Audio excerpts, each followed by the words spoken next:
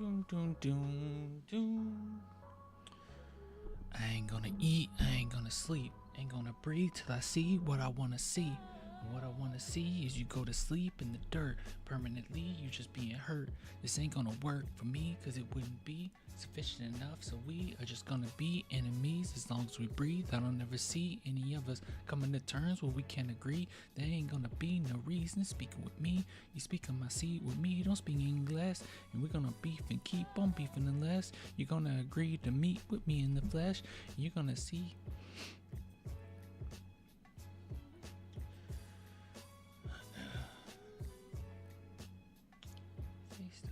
And you're gonna see a demon in leash of me that you never seen. You're gonna see this gangster pee on himself. I see you need 12, but thanks, but me need no help. You know this one, I'm on my lonely. I don't need 15 of my homies. When I see you, I'm seeing you. Me and you only. We never met, but best believe you gon' know me when I'm this close and see you expose this phony. Lift me up, throw me. Lift me up, hold me. Just like you told me you was gonna do. That's what I thought. You pitiful. I'm ready. You, all you, jaw, you get it too.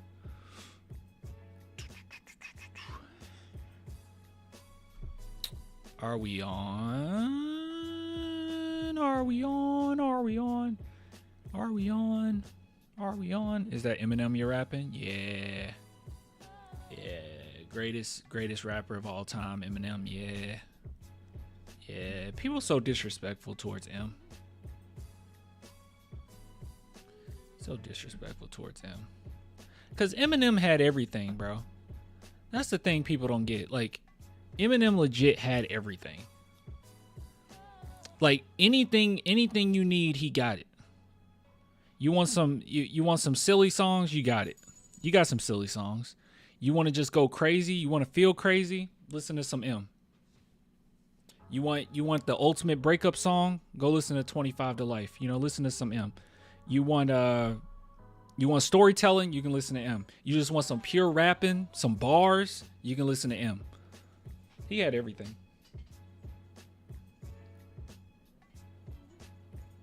It's the truth. I got him behind Lupe Fiasco and about 4 or 5 others. Ooh, that's a lot. He's better than Lupe. It's at that point it kind of comes down to like personal preference, because I don't know what Lupe has that Eminem doesn't. You know what I mean? Like, that's just like, oh, I just vibe with that better. Because, like, I like Lupe Fiasco a lot. I think Lupe Fiasco is very underrated. And someone putting Lupe in their top 10 is, like, I think that's fine. But, like, yeah, I would question, like, what is it? Is it just the sound that you're not vibing with? Or, you know? Because M literally have everything. Like, he has bars, he got punchlines, he got storytelling, he's funny. He got a little bit of everything. People that don't listen to M, I'm not saying you're one of those people because you literally say he's in your top 5, but people that don't listen to Eminem, they'll be like, oh, he just said controversial things. And it's like, you don't know what you're talking about.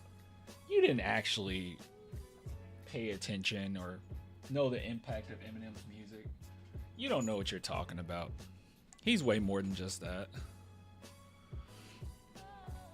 Oh, the term sheet was approved today for Project Marvel? Yeah. Fair enough.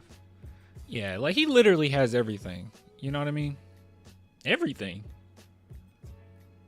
I would say the only thing Eminem doesn't have is, like, a love song. But, like, we don't base our merits on greatest rapper based on their, like, best love song. Like, Tupac has a great love song, but it's about his Glock. Me and my girlfriend. Eminem has a good love song, but it's the complete opposite of a love song with Superman. So, like, we don't base it off that. Like, what else, like, would he have to have for people to be like, oh yeah, he's the greatest? M actually raps about stuff meaningful. People can't always relate, so it's shock value. Yeah, and that's the thing too. Like, even when he's being shocking, there's truth to what he's saying, right? Like, even when he's shocking, there's truth to it.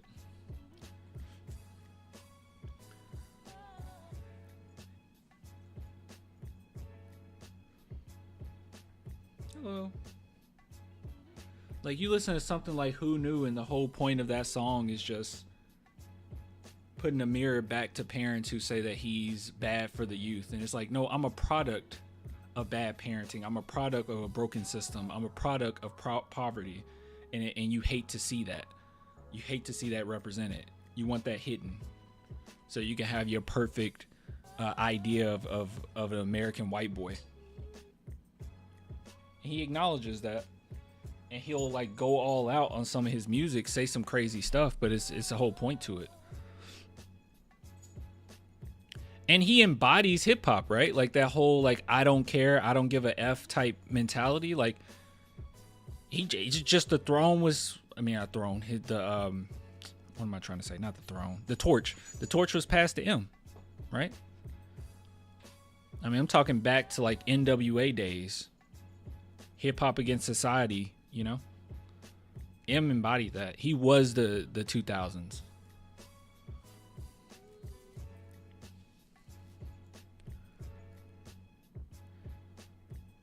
Doesn't he have one about his daughter? Like a love. I mean, I don't know if that considered a love song, but yeah. I mean, actually, yeah. I mean, you got When I'm Gone. You got Mockingbird. You got Haley's song. Those are some beautiful songs. I tell people that say that they're not vibing with M, I always say well, I guess it depends on what you're looking for, but I always tell people to go listen to Beautiful. That song makes me cry. Or 25 to Life. That's a really great song. I'm a sucker for songs that seem like a breakup song and you actually mean something else. 25 to Life, actually, I listened to it after a breakup and I was like, oh man, this hit hard.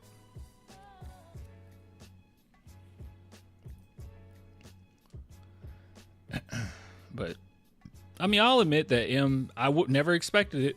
I was hoping that he would be the one guy that this doesn't happen to, but Eminem did get cringy. He did get cringy.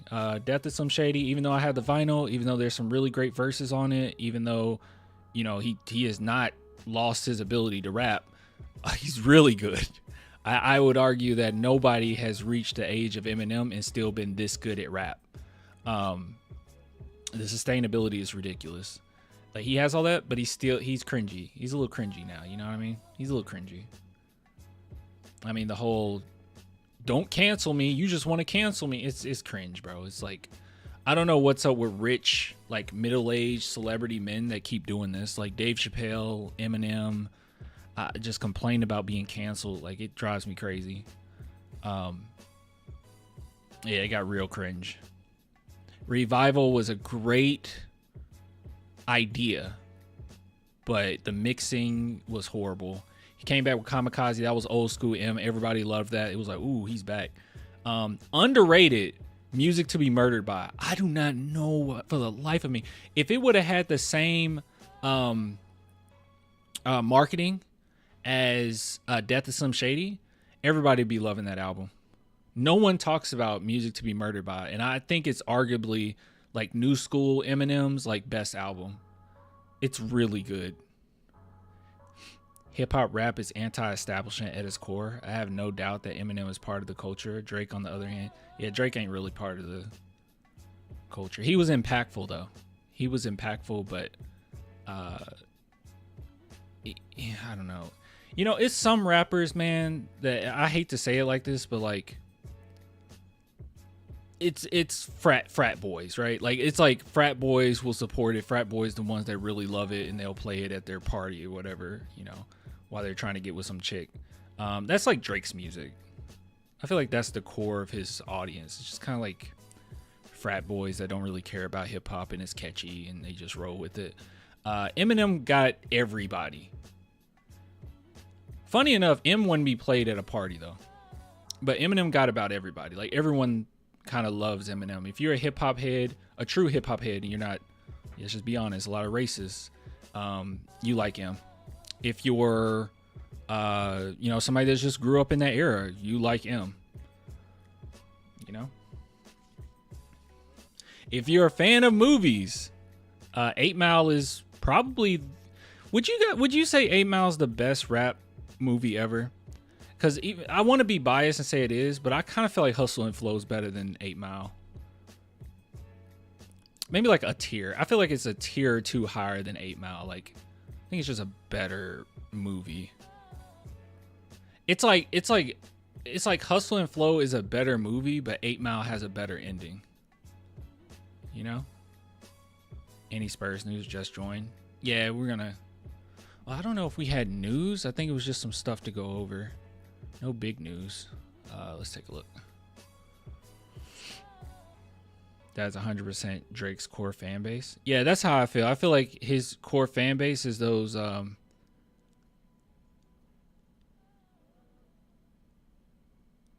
I feel like his core fan base is just those types of people. Let's see here.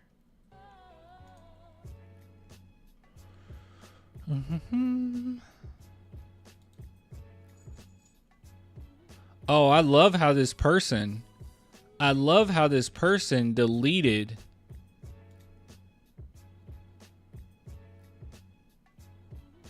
Oh, no, it's still here. Never mind.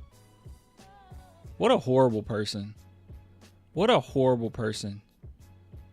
Wow. These people are insane, bro. So let me tell you guys something. This guy right here, I knew him. I went to school with him, high school.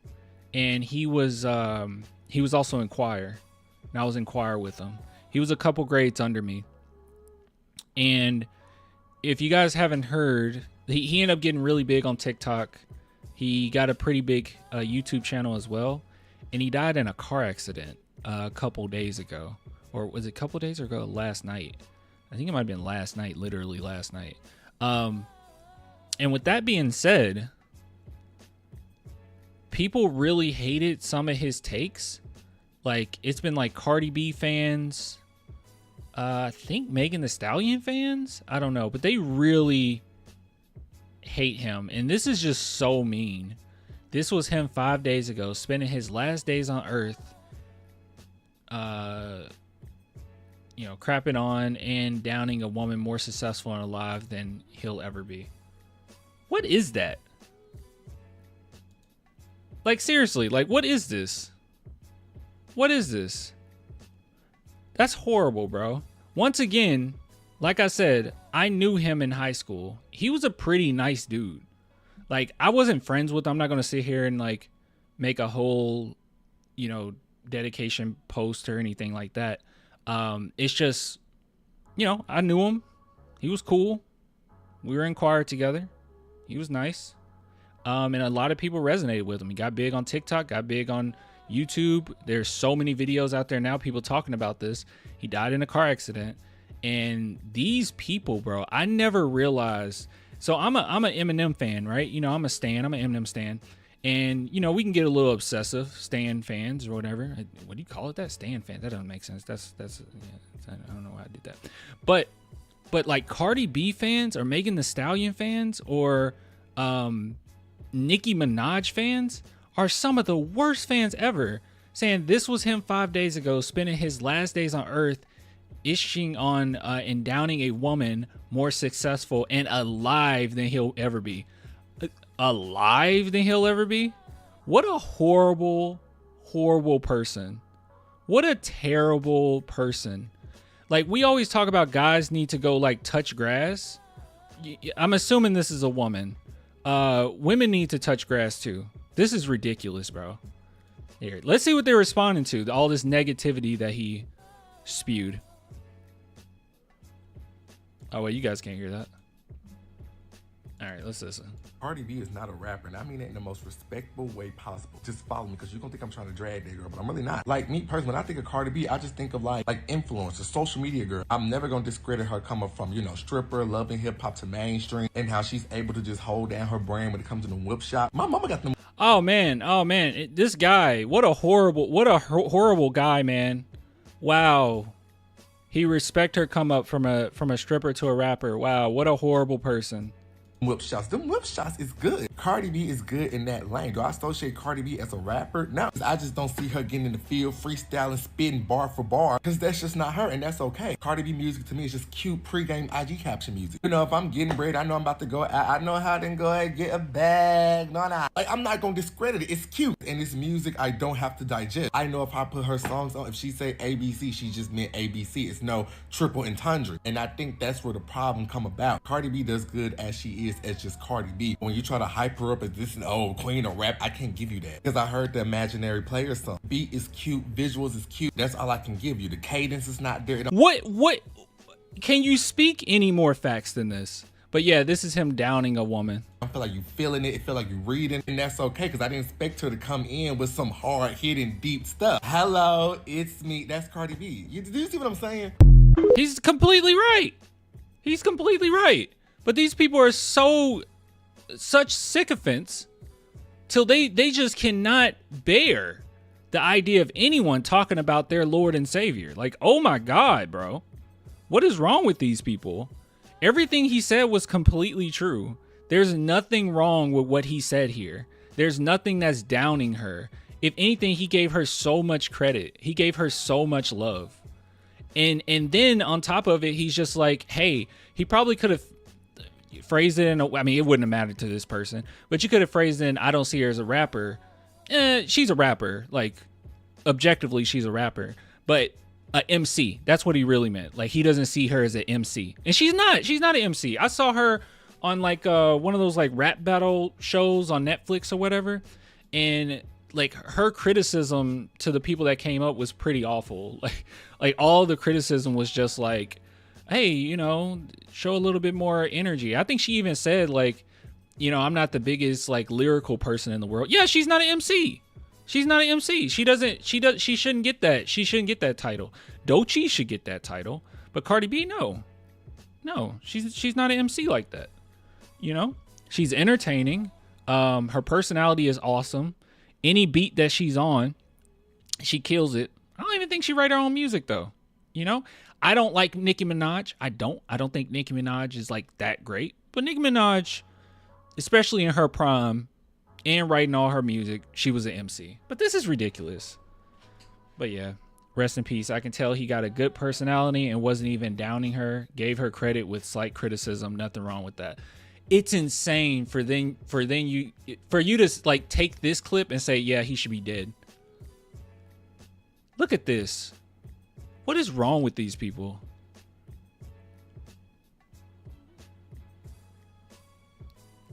Yeah, y'all are seriously weird. The video showed doesn't match the tweet you made. And I reposted this and I said, you're a horrible person. And I don't know if they took it. Oh no, it's still here. Yeah, I was like, yeah, you're a very bad person. And their response was, says the one who was making fun of Megan's deceased mother, F out of my face. I'm going to go ahead and be transparent with you guys. When you post this and say, yeah, you should be dead. You know, when you post that, my immediate assumption is that whatever you're talking about here is probably horribly inaccurate and I don't care. What a terrible person. And also, the way that they phrase this, I don't know if they made it sound like I did that. So, I don't know. It's weird. Pop star at most, like Drake. Yeah, I would put Cardi B like on the same level of like Drake. You know? I could do that. I would argue that she's a little bit more ingrained in the culture than Drake. But yeah. You know, I feel like Drake like put himself in that culture, whereas Cardi B was already a part of the culture, if that makes sense. You know what I mean? I don't know if that makes sense. Anyways, rest in peace, Malik Taylor, man. This is pretty horrible, and there's quite a few people doing this, like bringing up that he's down in women or what. He's like, shut up. This was the most lukewarm criticism you could have gave to Cardi B. And he was like, yeah, when I listen to Cardi B, she doesn't have triple entendres, which is true. She doesn't. She's not a Kendrick. Anyways. Yeah, ridiculous, bro. Absolutely ridiculous.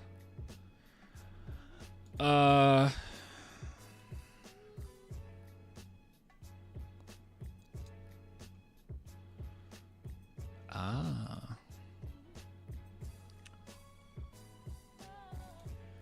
You know, chat, not all propaganda is bad propaganda. You hear propaganda and you clutch your pearls, you get a little, weary of propaganda. Like, I don't like propaganda. Not all propaganda is bad propaganda, okay? Propaganda that tells you do not smoke. That's some good propaganda. Propaganda that tells you, hey man, maybe you should wear a seatbelt. That's some good propaganda. By the way, when I'm talking about smoke, I'm definitely talking about cigarettes. Okay, I'm definitely talking about cigarettes. Not judging nobody. I'm just cigarettes. Okay, the weed discussion gets a little ridiculous. Like that propaganda was pretty wild. That was some pretty bad propaganda. You guys remember that? Like, if you smoke, you die. Like, those are some crazy commercials, bro. I remember seeing those as a kid. It was like, yeah, you smoke a little weed, you're gonna die, bro. You're gonna become a crack addict. Like, it was some crazy stuff. Anyways, there is good propaganda out there. Klan is pro weed. Yeah. I don't care about that. Cigarettes, however, I didn't like cigarettes propaganda, so I'm gonna reverse that and say it's good propaganda for people to say don't smoke cigarettes. I just be honest. Anyways, with that being said, Jeremy Sohan is good propaganda, okay? He's like weed. So here is another stat. Now, we looked at another one, which I can't believe some people were really upset. It was like a Luka Doncic stat, and it was top 15 defenders against Luka Doncic. They were like, you're nitpicking this. It's like, what are you talking about? Jeremy Sohan keeps showing up on these lists. I'm going to talk about it. That's not nitpicking. Or like, not nitpicking, I'm sorry, cherry picking. That is not cherry picking, okay? So shout out to NBA University here.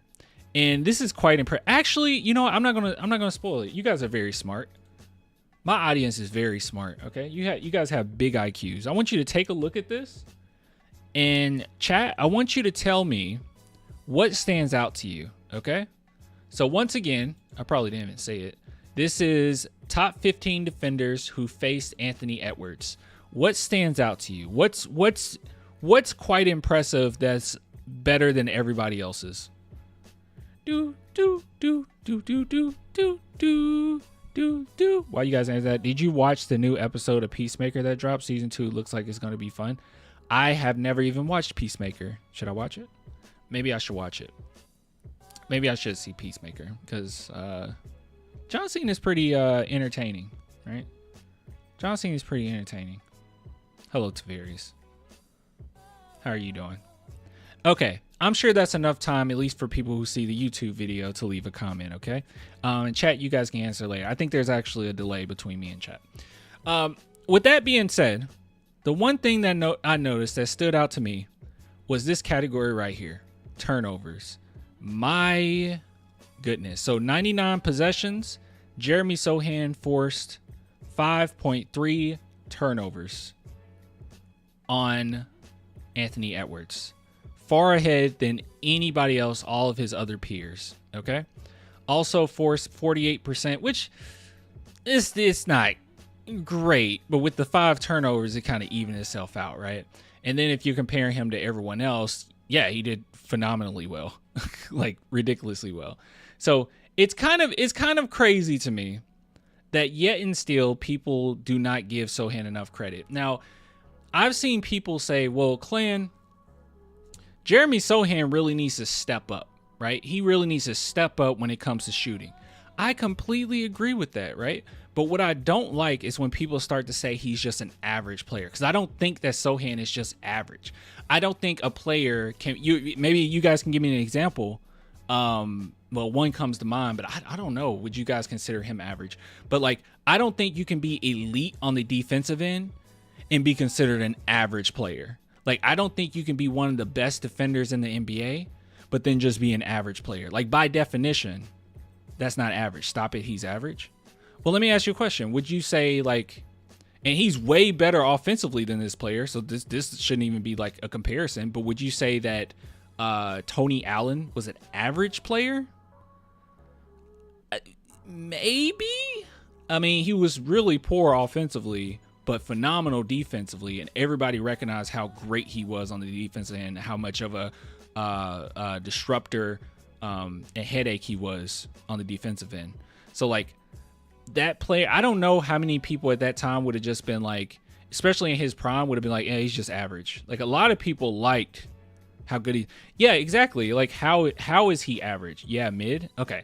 How is Jeremy Sochan average? If he's elite defensively, which is objectively correct. If you compare him to his peers, he's elite defensively. And then offensively, I would say he's good for like a role player. I think he's good. He finished around the rim pretty well. He's great on the pick and roll. One of the best players in the NBA, like top 3 in the pick and roll action finishing. I don't see how that makes you average. I don't see how that evens out. If you say that he's average offensively and he's elite defensively, then what is he? It's 2 ends of the court here. What are you? If you're average on one end and elite on the other, what are you? Just like simple math to tell you that he's at least good, right? So, I don't know. I think people just throw that out just willy-nilly. Just say, no, he's not that good. He's mid. Without any actual backing of it, or will completely ignore everything that points towards him being that great. When team prepares for the Spurs, where does he fall? What do you mean when teams prepare for the Spurs? They have to keep an eye out on Sochan. They will try their best to get him switched off of the best player. What do you even mean? Yeah, that's what they're going to be looking for. They don't want to be matched up against Jeremy Sochan. They're going to try their best to get him off. They don't want to be guarded by him. Also, Jeremy Sochan isn't a superstar. He's not like a star player, right? He's not. He's a role player. But in that case, then you would just say every role player is just average? So what does that statement even mean? Well, what he's trying to say is that he's just not that important. Like teams go into games and don't even think about him, which I don't see how you can look at the stat. Like I don't see how star players can look at their stats when they go against Jeremy Sochan and not think about him when they're on the court or not prepare for it. Like that's crazy. Yeah, exactly. Guarantee other teams are saying keep Sochan out of the paint on both ends. Exactly. He's a great cutter. They discuss backdoor cuts, screens, all that. Not everybody has to be on the court shooting like Steph Curry to be effective, okay? And my question to you, and just people that think this way, do you think Steph Castle?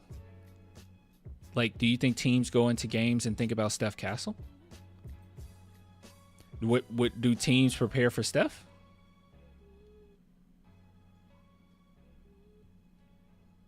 And if you say yes, then I completely don't. If you say no for Sochan and yes for Castle, I completely don't understand your argument. Nope. Okay, so Castle isn't good either. So Castle's mid, Sochan's mid. So basically everyone on the team is mid except for Fox, Wemby, basically. And you don't even like Devin Vassell. But I guarantee you that they think about Devin Vassell. They don't want him open. Exactly. Would players be trying to literally fight him for being mid? I don't think so. Yeah, people never talk about the psychological game of the game. Psychological side of the game either. Wemby, Fox, Vassell. Wow. And then everyone else is just mid. That's a crazy statement. I disagree. I 100% disagree. You guys know I'm not even the biggest fan of Keldon on the team because I just don't think he fits that well. But I wouldn't say as a player, Keldon's like just average, right? I think he's pretty talented player. Yeah,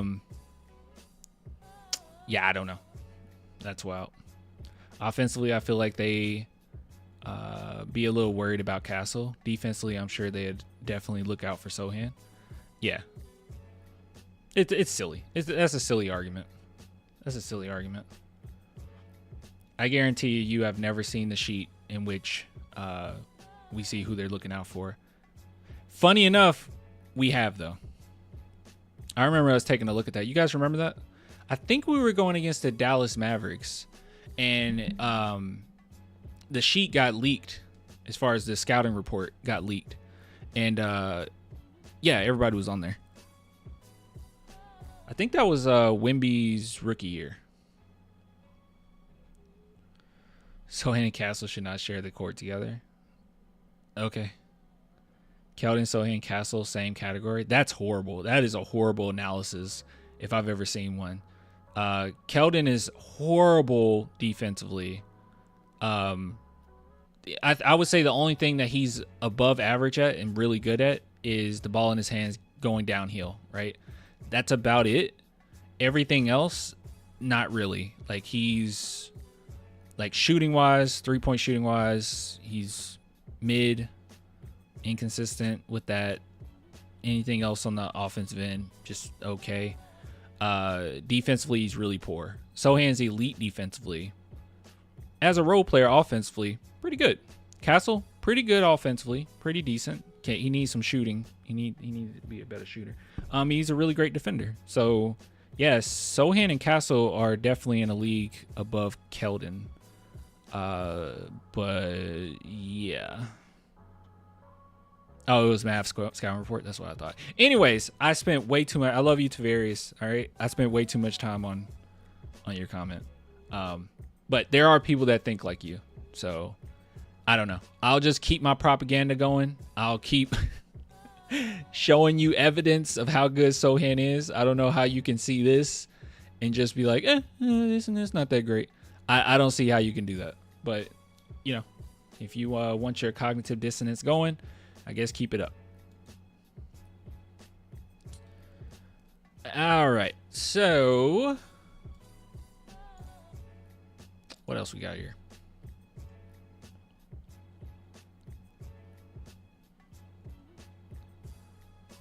Oh, I was going to go down memory lane. Guys. Chat. Chat, I wanted to go down memory lane. I saw a comment recently, and I thought it was very funny. So I completely forgot about this. So shout out to this person. No hate whatsoever. Like I seriously read this and was. Everybody that reads something that's insulting will say, I'm not even mad, bro. I promise you, I am not mad. I just thought that this was interesting to go over because I completely forgot about it. I was like, oh, man, that was crazy. That time was crazy. So this person posted this under one of our videos, which all I was talking about was Keldon. So I basically said, hey, Keldon isn't... I don't know if Keldon fits. It was the video where Keldon was shooting his threes, and I was like, I don't know if he's very consistent 3-point shooting wise. Maybe we'll be okay, but defensively, it's just right? Like, he's not going to be good defensively, and we have enough evidence at this point to probably assume this upcoming season won't be any different. I would love to be proven wrong, but I don't know what else to say, right? But with that being said, I did say I don't hate Keldon. And I want him on the team because he is a great team player and he seems like a good leader. He seems like a good guy. He's just cool, man. Like, I like Keldon. It's not like the situation with DJ where I just didn't really care for DJ that much. But Keldon's just one where it's like, I don't really care for him. But I saw this comment. Not Keldon, I'm sorry. DJ, I didn't really care for. And then Keldon, I just think, game wise, it's not that great. But this person commented, he said, no disrespect. Remember that, no disrespect. But Keldon, I'm sorry. Clan got little to no basketball. Okay. This is the same man that said they were going to build a team off of Lonnie Walker and Luka Samanic. First off, that was so long ago. This makes me believe this person been hating for a while. And also, I don't think I've ever said that. I think that I was excited for Lonnie Walker's talent. I was definitely excited for Luka Samanic's talent, but I always question his effort. So I don't know. I don't know if this person saw like one video a long time ago where I was really hyping it, or hyping them, but I have no idea. No idea what he's talking about. Two players that are no longer in the league. Okay. While simultaneously bashing Keldon, who, lo and behold, is still a Spur. That is not a good argument. He's still a San Antonio Spur, but you bash him, yet some other players you might have liked in the past aren't here any. Like, I don't. That's a non-argument. He could very well end up being a Spur because they can't move him. Like they tried to trade him before. We know this. But okay. Stop listening to casuals. I am a casual. I've unsubscribed. Okay. You get a mic and a camera and call yourself a podcaster, but know nothing about the team you cover. No disrespect. I'm a diehard Spurs fan. Kelton, highest season average is 22, and you say he's no good. That is an amazing statement. During a year where we were rebuilding, Keldon averaged 22 points. And how many wins did we get? How many wins did we get when how many wins did we get when Keldon averaged 22? This man clan has played zero organized basketball. Yes, because Kendrick Perkins has like some of the greatest basketball takes of all time. Okay, like everyone knows that guys who played at the highest of level always have perfect takes all the time. Everyone knows that. Steven Jackson, Gilbert Arenas, all of them. He solely doesn't like Keldon. That's not true. I actually do like Keldon. It's okay. We see now this is where I was like, whoa, hold on, I forgot about this. We see what happened when you start to bash Lonnie and his cousin checked you. Now, this is funny, okay? Not only because this person contradicted themselves in saying that I love Lonnie Walker, but then also saying that I bash Lonnie Walker, and then saying, well, Lonnie Walker is in the league and you loved him, but then also saying you bash Lonnie Walker and he's not in the league anymore. But not only that's funny, but I completely forgot about this unhinged. Do you guys remember this? Defend the man and misspelling his name twice is hilarious. That's not even the funny part. I forgot all about this. I ended up reposting it because I was like, dude, I did not remember this happened. So it wasn't Lonnie Walker's cousin. Okay. I'm pretty sure this was his best friend. And what ended up happening was I think we did a video where I just said, like, I don't know, like, if Lonnie Walker fits with the team anymore. I wasn't expecting him to be with us for that much longer. Because you guys know I've never been the type. Like, even when we talk about Keldon, right? Like, yeah, it's criticism. It can be a little mean. But I never get on here and just... Because some fans will go crazy. They'll jump on here and just say, this mother effer, this B, this... Like, talk so bad about players like they know them personally. And I'm not like that, right? I don't do that. But I will criticize and be like... just honest. Like, if I don't think they really fit, well, yeah, that's my opinion. But this person, it is unhinged. This is some crazy stuff. So it started off with this, in which he said, if you have nothing good, this is 2 years ago, by the way. If you have nothing good to say about people, why do you talk so much ish? Paige says Black Lives Matter, but you always downplaying another black man. Yes, because you supported BLM, and you support BLM, that the organization, that means that you can never criticize another black person. What are you talking about? I can't criticize like 90% of the NBA if that's the case. What a stupid comment. And I said, I'm a little lost. What's the problem? Because I have no idea who this is.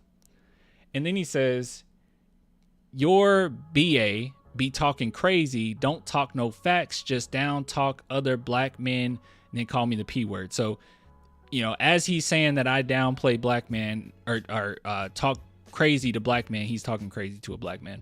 Don't like how I talk. I'm in San Antonio. It's like, I didn't even say anything. And I was like, are you okay? And he says, I'm good. I don't like the way you down talk black men. You such a B, bro. Would you like to meet? And then he tried to call me. And then, obviously I was like at work. So I was like, I'm gonna decline, but thanks. And then he just keeps going. You just talk to talk. Watch how you talk about people, family or friends. That ish soft. They don't want to stand on your 10 toes. Then don't want to stand on your 10 toes about it. So I critique Lonnie Walker game, say, hey, I don't really think he's going to be with the team. That's me disrespecting him. And then you message me, and then I'm like, I'm a little confused. What? And then he says, hey, I want to fight you. You don't want to fight me? I don't know you, nor do I know what you're talking about. So I said, who are you talking about? He says, just watch how you talk about people. Black Lives Matter, right? Then uplift another black man. What are you talking about? What are you talking about? Yeah, let me uplift R. Kelly and Bill Cosby as well while I'm at it. P. Diddy, that's my guy. Like oh man, he's so great. Can't talk bad about anybody. Can't talk bad about anybody. Who the heck is that guy? It's Lonnie Walker's best friend. This is from 2 years ago. The other post what brought me to this. I said, who are you talking about? You know, and I asked again, who are you talking about? Whose family? Are you all right? Because he's like losing it. I'm calm this entire time. Talk about people, and see, you can tell that he's kind of like, he cursed me out to try to get me upset, but it's like, dude, I'm not that insecure in my masculinity to like where I have to like get all upset just because you said like a no word, because you said a naughty word. And he says, talk about people, family, or friends. I'm good. You just get me mad as F. Black Lives Matter, right? I'm like, bro, what are you going on about? So then I'm like, I think you're hyping yourself up, man. I only asked what and who you're talking about. Like the whole time, that's what I've been saying. I was like, you're getting yourself upset. Ooh, you make me so angry. What are you talking about? We can have a conversation if you want. I don't know who you are. You down talk a bunch of black men, and I don't like it. You hide and talk ish. What? Do you want me to get a microphone and like travel to San Antonio and like give everyone my criticisms of Lonnie Walker on the street? Like, what? And then I just was like, okay, look, Black Lives Matter is a movement against police brutality. Also, who? What did I say that you have contention with? Like, what are you even going on about? And he says, you don't even want to meet up like men to talk out a problem. I don't have a problem with you. I don't know who you are. I don't even know who you are. You don't want to meet up. I don't even know who you are, bro. Why do you want to kill me? I don't know you. That's soft-ish. Have a good day. Watch how you talk about people, because as you can see, you hide behind a computer and feel safe. What?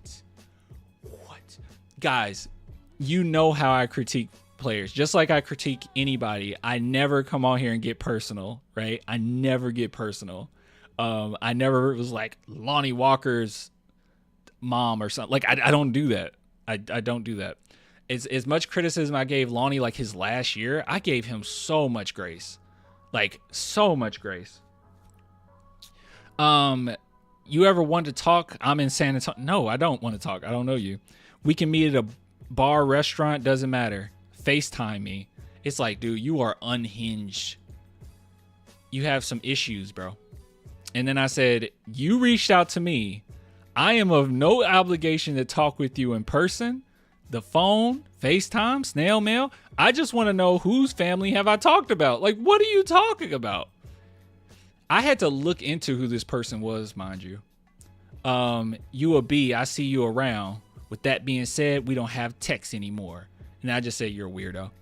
And then after that, after I called it out publicly, he blocked me and like, yeah. Maybe he wants to take you on a date. Maybe. Yeah, we can even meet at a bar. Maybe.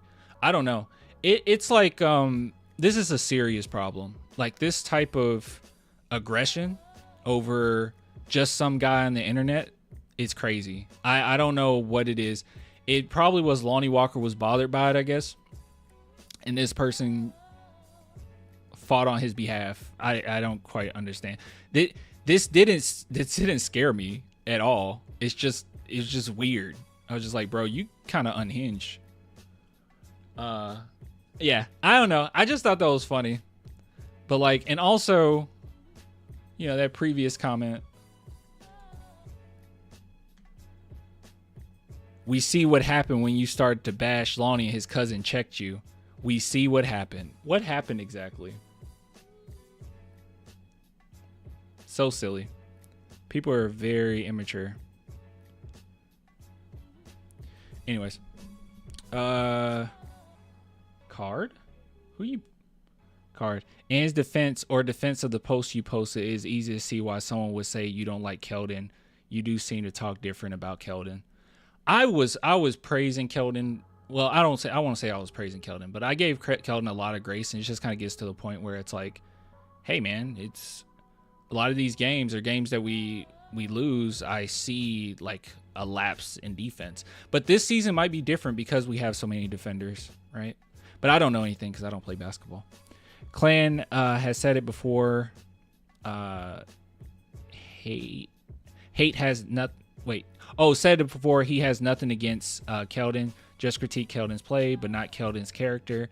I too have said his play doesn't fit, but hold nothing against him. Yeah, I like Keldon. Now, if people want to use the argument against me that, you know, DeJounte Murray, you didn't like DeJounte or whatever, I think that's fine. Yeah, because I did talk about off the court stuff with DeJounte, and I wasn't vibing with it, right? That doesn't mean that I think DeJounte is bad with people in his, well, no, actually, some of the people in his interpersonal relationships, it's been kind of rough how he like bashed them on social media and stuff. But like, as far as like former teammates or coaches or whatever, I think DJ's probably cool, you know, with them. But just overall, I didn't really care for him. I thought that his selfishness kind of bled into his play as well in the stretch of certain games. My point is he does critique Keldon in a different way. Like Keldon does something good and he is more skeptical about him, but then he sees a video of someone like Carter Bryant and it's glazing. Okay, first off, Keldon Johnson's been with our team for a very long time now. Like, it's been a pretty good, nice sample size. So I don't really, there is no comparison here, right? Like, obviously there's going to be like a certain amount of grace that you give to one player versus one that's been with the Spurs the longest. Like, Keldon's been with us the longest, right? So yeah. And also there's just a lot of things to his game that I just think he doesn't fit. Like, that's it. I don't really feel that way with a lot of other players that I've watched with us. Other players I feel like fit fine. They fit perfectly well. You know what I mean? Like, I think Steph Castle can fit fine. I think Harper's going to fit fine. I think Carter Bryant is the archetype we need, like that 3-and-D. You know, obviously Wemby's Wemby. You know, Fox, I think he fits well with the amount of rim pressure he'll bring to the rim, pick and pop with Wemby, pick and roll with Wemby. I think it's going to be nice. Like, Keldon's just one that's kind of an oddball, right? I just don't think he fits. So, like, of course, somebody who we just got, who's a lottery pick, who looks really promising, I'm a glaze. Now, glaze, I hate even using the word, but whatever. I'm going to use your language. Now, with that being said, I don't think that right now, like, Carter Bryant is like a better player than Keldon. I think he's a better defender, right? But as far as like basketball knowledge and what it takes to try to score in the NBA, I don't think he has that yet. But I think he's more promising to what we need. Frosty says, we like Keldon, but his play doesn't fit. I like Keldon as a person, but he has no defense and he forces bad shots sometimes. Keldon going on his 7th season. Yeah. He's the longest tenure Spur on the team. So it's just a bad comparison to be like, well, this player you're really, you know, you got a lot of grace for, who's been in the league for like a season. But this player who's been here for 6 years, why don't you give him the same grace? It's like, because he just doesn't fit. Yeah. Clan, look at the record since Keldon joined. It increased when Wemby joined us, and we won more the second season when he got hurt. You know, Keldon, the weird thing about KJ is he's like in a weird spot, right? Like, for him to be the most effective, he has to have the ball in his hands. But if the ball has to be in his hands, that's actually not the most efficient way for us to score and for our offense to run, right? So it's like kind of a weird thing here. The best possible role that we have for Keldon is more than likely being a catch and shoot shooter, but he's been inconsistent with that, right? And if he had something to lean on when his shooting is a little inconsistent, I would be cool. But he doesn't. His defense is that bad. It's so bad, and he's a liability on the defensive end. Till it's just kind of like, well, how do you use him, right? That's why Keldon looks the most impressive when guys get hurt, or when we have to rely on him to score. We don't win these games, mind you, but when we have to rely on him to score, that's when he looks the most impressive, because that's what he's best at doing. So he's just kind of those weird things. It's kind of like with DJ, right? Like DeJounte Murray, and Keldon also is the same thing with Keldon. But DeJounte Murray is like good enough where you have to give him playing time. But the best thing that he's good at is the ball being in his hands. But then that's not the best option. You know what I mean? You guys know what I mean. Yeah. KJ looked better when Wemby got hurt and stopped playing. When Wemby plays, his numbers are down. Yeah. Yeah. That's the truth. Oh, wait, Frosty, have you played basketball? You had to have played basketball to have that opinion. But anyways. All right, man, that was fun. Going down memory lane is crazy. I completely forgot about that Lonnie thing. That was wild. And I no longer have the original messages in that chat because he blocked me, right? So it all got deleted. Clan, I play horse. You probably could beat Shaq in horse, so I guess you're okay. Anyways, would you value a gold medal over an all-star appearance? It depends. I guess no. All-star. I don't know. It really depends. That's more nuance, right? Like if you were the main guy on your team, like let's say like Manu Ginobili, right? His gold medal. Like you're the main guy on your team. You're kind of the go-to. I might value it more than an all-star appearance. But if you're like on Team USA, not really. You know, like you're ridiculously talented. You got a ridiculous team behind you. Maybe not. I think an all-star appearance might be a little bit more impressive. I don't know. I wonder how you guys feel about that. That's a good point.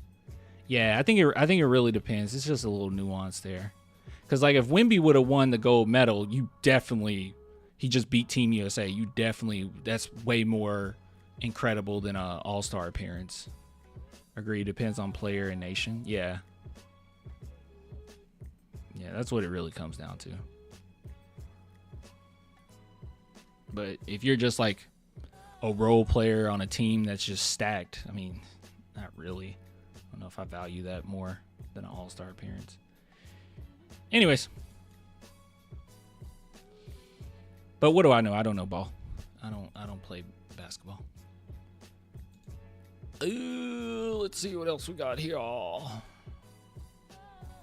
KJ cough. Oh yeah. Keldon Johnson did really well though. He definitely they needed Keldon. He woke them up. But he was nowhere near the most popular. Hold on, I'm gonna mute you guys for a minute. There's a teaser for Vince Gilligan's new series Pluribus. I'm watching it. I guess you can see it. I don't think it'd be copyrighted. Hello, Carol. Is that blood?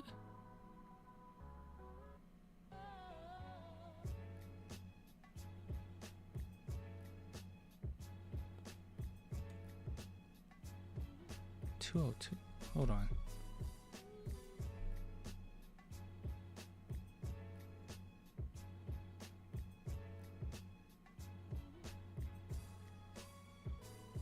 Hi, Carol. We're so glad you called. We can't wait for you to join us. Dial 0 and we'll get back to you via text message.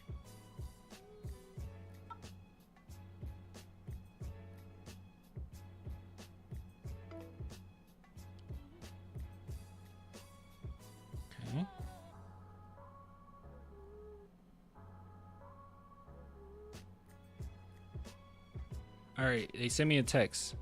Please know your life is your own, Carol. You have agency. That being said, reply yes to sign up for updates for Apple TV Plus. Okay, I thought I was gonna be more interested in that. Interesting. Keldon has done everything he's been asked to do. He's the best example of what a Spurs player should be on his roster. I say that right there itself is a fit. You know he's gonna do whatever you ask. That's just not the reality of it, right? Like you're talking mostly about character. Character, yeah, he fits as a Spur, but lots of people had good character, it didn't fit.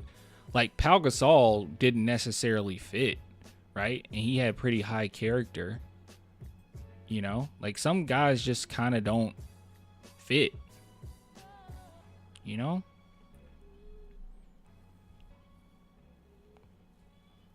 I would argue Zach Collins had good character. Whatever the Spurs were asking him to do, he did it. Pop says stop shooting threes, he stopped doing it. You know? I mean, lots of players have come to San Antonio and done what the coaching staff asked, and it just doesn't work out. But we'll see. If this the only, I'm being honest, I feel like this is the only option. The only option for Keldon to be extraordinarily important to the team and be a really good role player is if his 3-point shooting is high. So if his 3-point shooting is high, you know, he won't be as a liability. But when he's not scoring, he's a little bit of a liability. When he's not a legitimate threat from outside, he's a liability. And that's not really the same issue we have with other players. That's why we can see Steph Castle and everyone can recognize how good he is, even though his 3-point shooting has been awful, because he does a little bit more than that. KJ is our Patty 2.0. No. Patty was actually pretty decent on the defensive end. He was just small. But Patty was pretty electric from 3-point shooting. Like, he could really, yeah. He was a legitimate threat. Like, people did not leave him at all. But Patty was on a better team, though. All right, let's see here. So let's take a look at what Dylan Harper has to say. Don't ask me when this was posted because I legitimately have no idea. Shout out to Jeff Spurs here for posting this. I don't know. This is from Wave, or is it from... Okay, I guess it's Wave, and then there's their sponsors. I don't know. Let's see. That's how it's going to be in the next level. James Harden was in the Thunder. Right. Yeah. Wait, what? What are we talking about? Like, every day is not all sunshine and flowers, and that's how it's going to be in the next level. James Harden was in the Thunder. Right. Yeah. Come on the bench, 6 man for 3-4 years waiting for his turn. So, like, everyone got to wait for their turn. So, I mean, that's kind of how I looked at it. That's your comparison? Yeah. James Harden like, I see. He comparing himself to James Harden? I thought he compared himself to Cade Cunningham. I feel like this is the first time I heard him say that he compared himself to James Harden.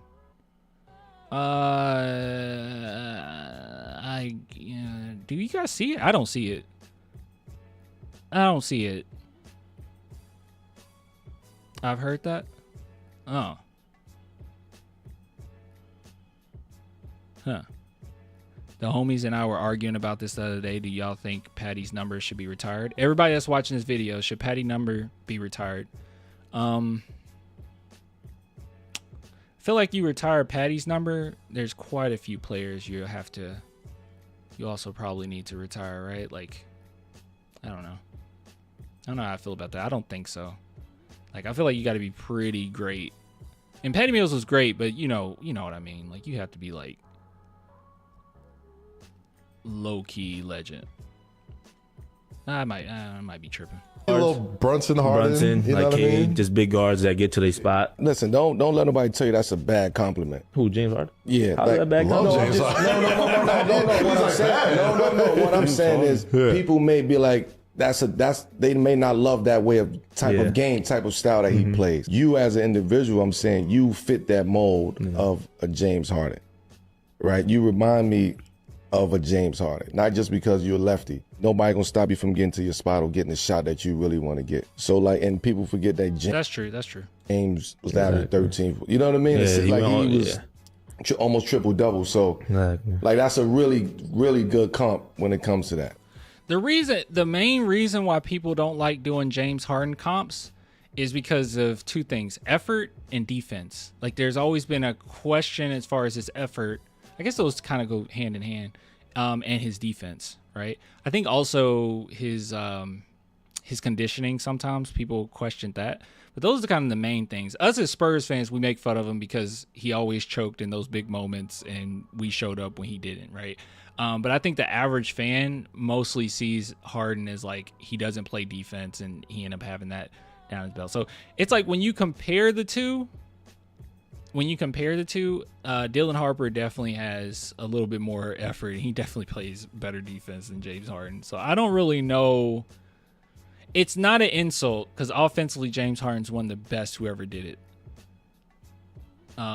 I just didn't know that he compared himself to James Harden. I always heard Cade Cunningham. Famous Manu block on Harden. Yeah, like that's why we make fun of Harden. But we all recognize how good Harden was, right? And then also people felt like he exploited the rules quite a bit. You know, got to the line so often. I don't know. Harden Westbrook mode. A little bit. Harden was a really good shooter.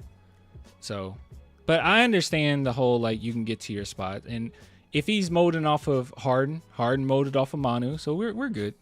We're okay. I think just because he's a lefty. That's probably the main driving force, Dave. You're probably 100% right on that. Like, you're talking about, like, the greatest lefties who ever did it. Like, you know, James Harden is on there. Isn't it crazy that they used to beat people if you were left-handed? That's crazy. Did you know that? Little fun fact for you. You should Google it. Humans are lunatics. Did you see the video of Pat Bev talking about Wemby? I did not. I'm a lefty. You would have got beat. They would have beat you into being a righty. Well, I write with my right, but shoot with my left. Are you ambidextrous? That's the word, right? Ambidextrous. 26 assists career high. James Harden had a 26 assist career high. Good God. I didn't know about that. Anyways, I'm really excited about Dylan Harper. He's going to be legit. Him saying, hey, I do not mind coming off the bench. Everybody has to come off the bench at some point. I'm going to hold true to my prediction is that he is going to start. He's going to start pretty early. That's my prediction. That's my overall prediction. Now, if I'm wrong, I'm wrong. But I will say this. I love this attitude nonetheless.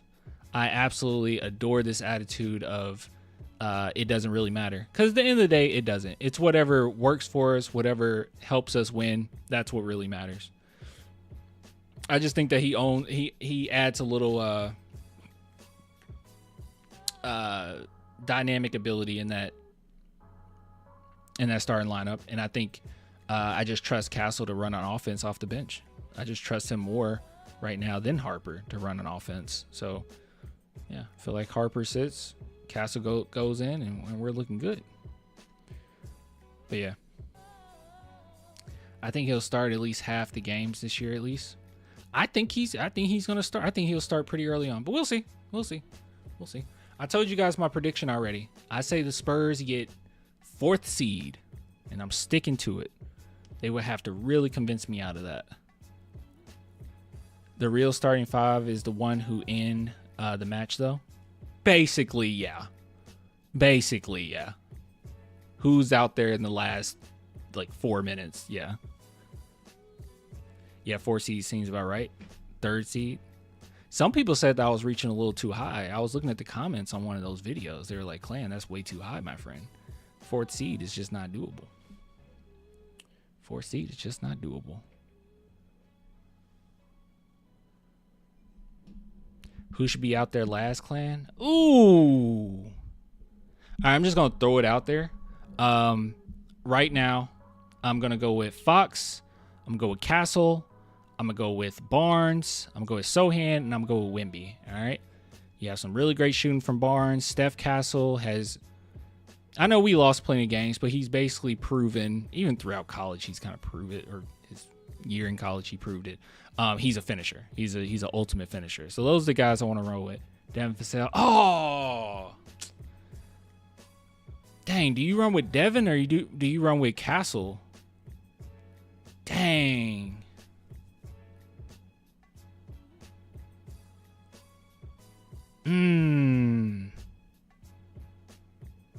You can't really go wrong with either. I think I'm gonna stick with Castle. Keldon.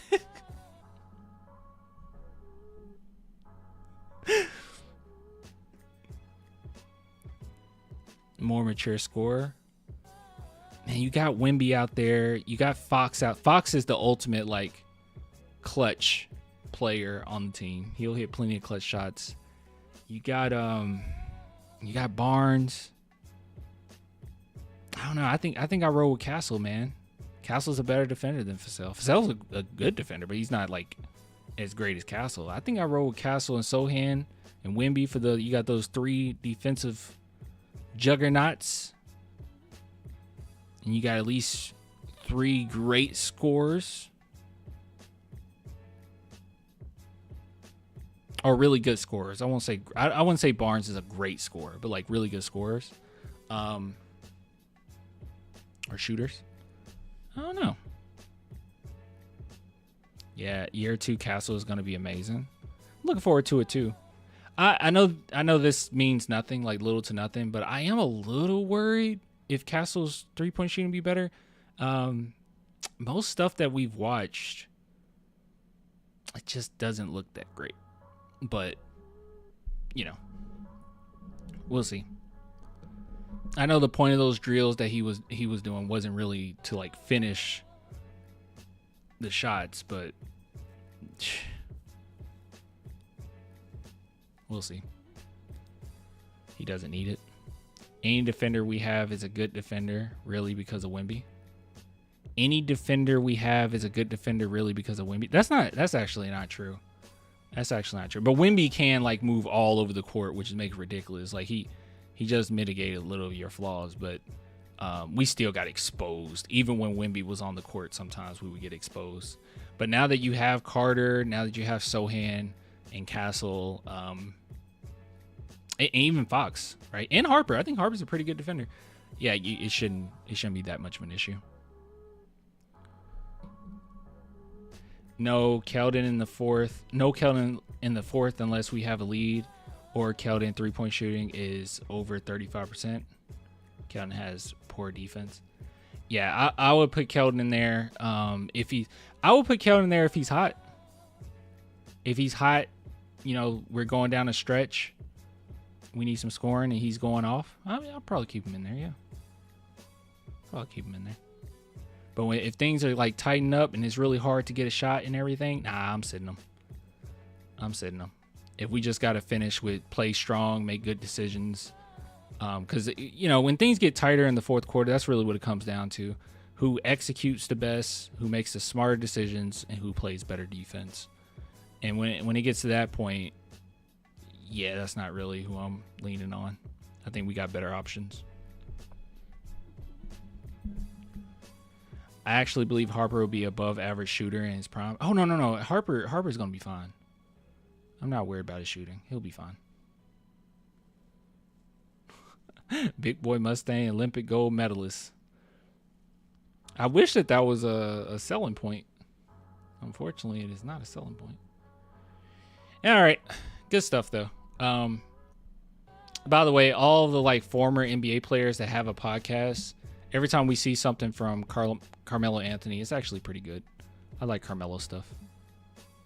I like it a lot. All right. That's all I have. I don't really have much else to say. What offense plays or system would you run for our team? Elevator. I'll just do elevator every single play. I'll do elevator. Give it to Dylan Harper. Every single play.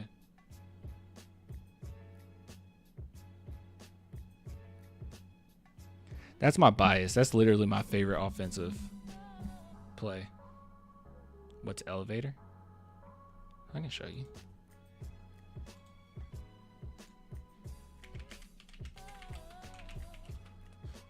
Elevator play basketball. We used to do it for Danny Green all the time. The elevator screen. All right. Here's a concept that a lot of coaches. Here we go. Hold on. Let me. Here's a concept that a lot of coaches have. Okay. Turn it down a little bit. In their playbook called an elevator screen. And the reason it's called that. I don't know if I'm gonna get copyrighted for sound, so I'm gonna can you read that? You can probably read it.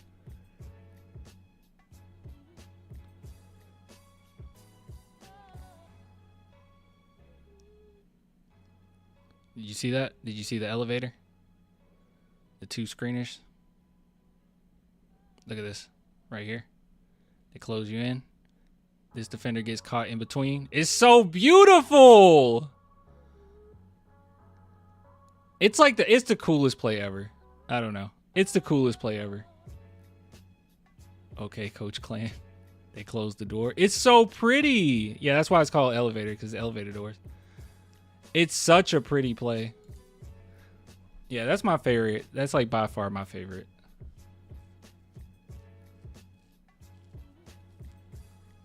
You don't remember us doing that for Danny Green all the time?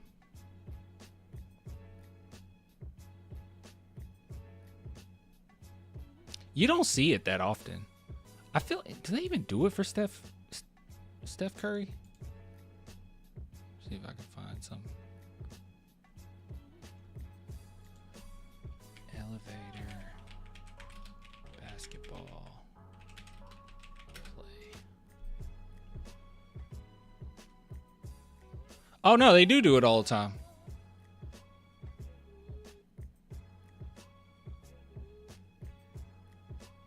Yeah, there it is. That's them doing it against us. Oh my God, bro. Look how efficient this looks. Please don't copyright me. Look how efficient this looks. Look how efficient this looks. Look at this. Look at Steph. Good God.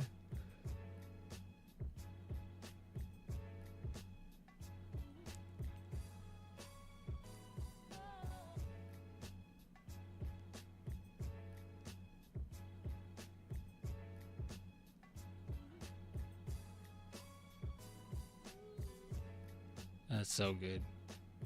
There it is again.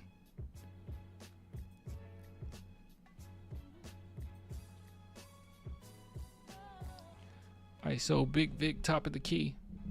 Just give it to Vic and get out the way. Moving screen rules been gone for so long. Yeah.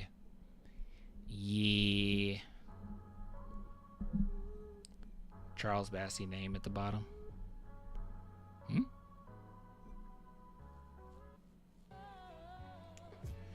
What you talking about? Oh, by the way, I haven't mentioned to you guys that I saw Weapons. So I know people were wondering if I was going to see Weapons, and I saw it. And I encourage everyone to go see that movie. Now, I'll be real with you. I'm a sucker for like double meanings in film. And it doesn't have a ton of that. I mean, it does. But it definitely felt like this is a subconscious type movie. Not necessarily a, this is the point that I'm trying to get across type movie. You know what I mean? Good flick. It's very good. Not just like, when I think flick, I think like, oh, Superman, oh, that's okay flick, But this is like genuinely really great. Like, I didn't really have any gripes about it. I didn't have any issues with it. I was stuck between giving it a 4.5 and a 5 on Letterboxd. Like, I can tell you, Inception. Oh, you talking about with the subconscious thing? No, not really like that. No, it's straightforward enough. I'm just saying, like, there's certain concepts in it where it's like, I feel like this came to you in a dream, you know? But yeah, so I one thing I love about that movie so much is, sorry, I'm trying to, what the heck? Okay. Sorry, I didn't know.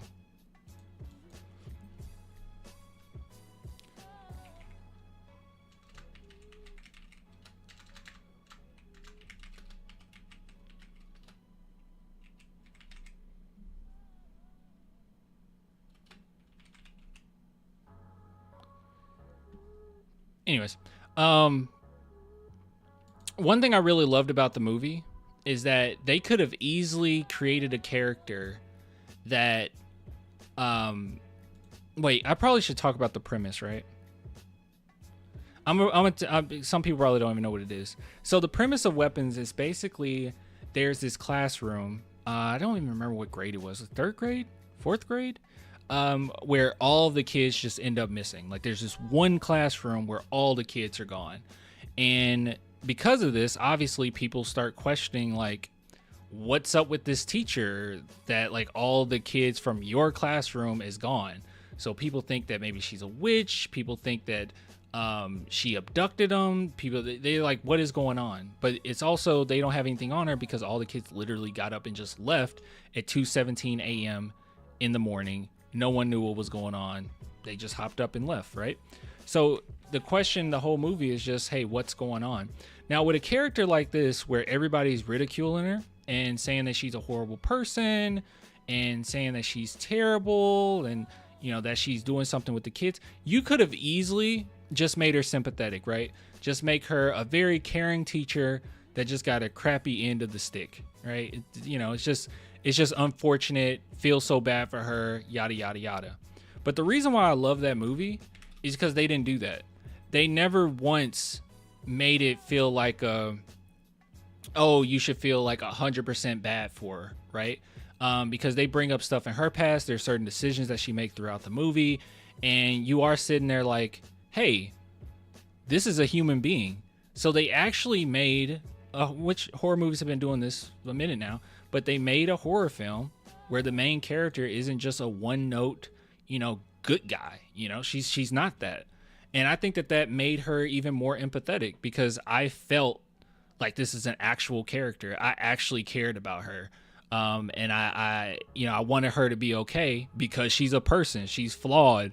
But at her heart of hearts, yes, she does care about the kids, you know? So like the whole movie, you kind of feel a little bit of, you're on edge just a little bit for her because you genuinely like her, right? You relate to her in a way. So I thought that was really cool. Lethal Weapon? No, it's just called Weapons.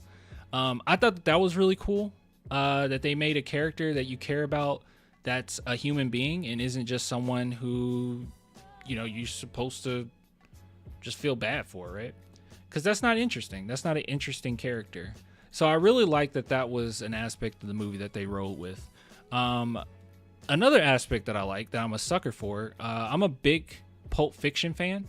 So I love movies that do like different perspectives, right? You don't just stick with one narrative. You get to see the perspective of every character.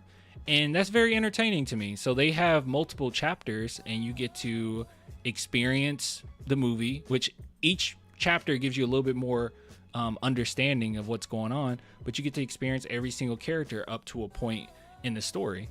And I thought that it flowed very well. I thought that was a clever way of going about it. I just loved it. Now, one thing about the movie I was not expecting whatsoever is I was not expecting the movie to be as funny as it is, because at some point it is very funny. I did not realize, because I liked Barbarian, but I did not realize that the director and creator of this was the guy from Whitest Kids You Know. I had no idea. I used to watch that all the time. Very funny.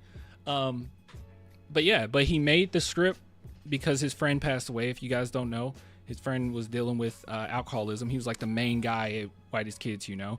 And he like fell off his balcony, like some crazy stuff. So a lot of the movie has like those elements of it, of, you know, addiction and mourning and stuff like that. So he definitely wanted to give, some love to his friend, and let this movie be seen in that way. But yeah, the funny part of it, you can definitely tell that he has comedic background, because movies too often want to subvert your expectations, but do it in like the laziest way imaginable, right? Like subvert your expectations in ways where you expect this to be serious, but here's a joke that someone tells, like every superhero movie ever made by Marvel. It's very irritating when they do that, because it's like, this should be a serious moment, but you're downplaying it. They even did it with Superman, right? And that was a DC movie, but James Gunn did it. It was very irritating. It's like, come on, can you just, like, this is not the time to subvert your expectations.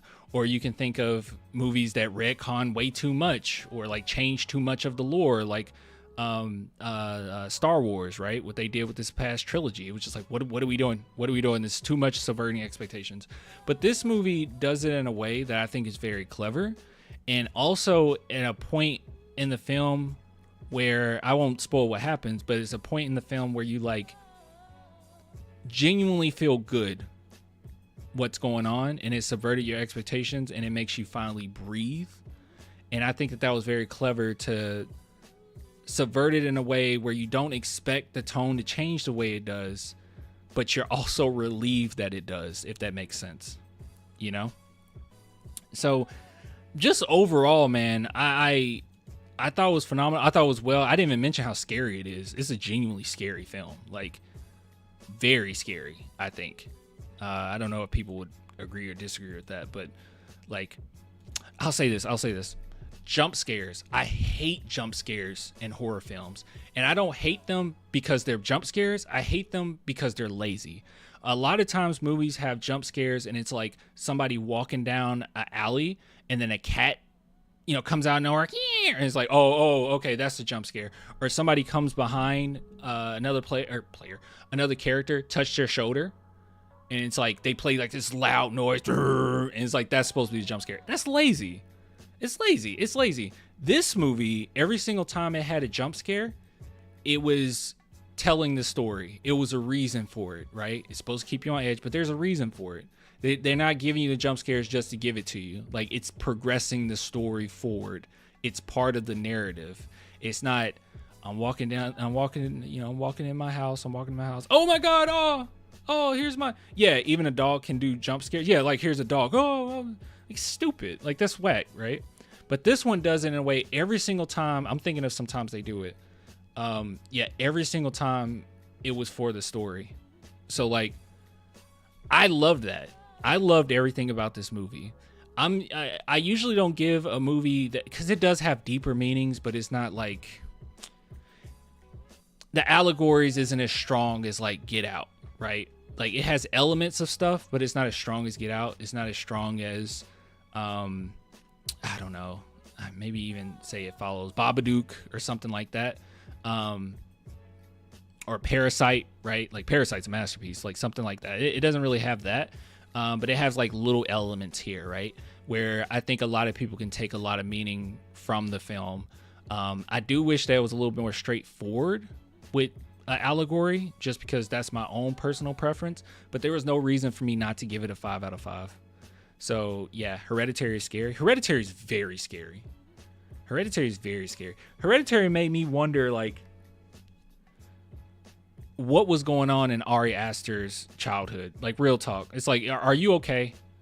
Are you okay, Ari Aster? But yeah.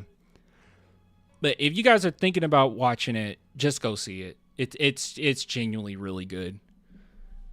It's a really good movie. It's entertaining. Not 1 second of it I felt the runtime. It's like 2 hours and 8 minutes. The movie just keeps going. It's entertaining. You want to see what happens next. Things don't just happen to happen, right?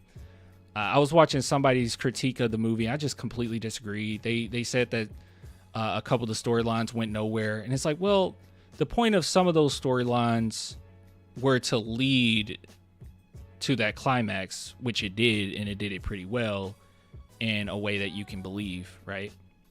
So yeah, I just watch dumb repeatable action shows where it's like a similar story every episode.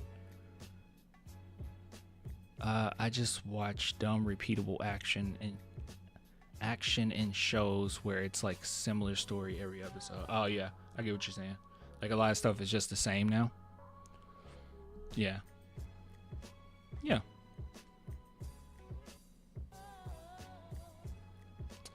I'm in San Antonio and the new mayor wants to destroy the Spurs. I'm gonna say this right now.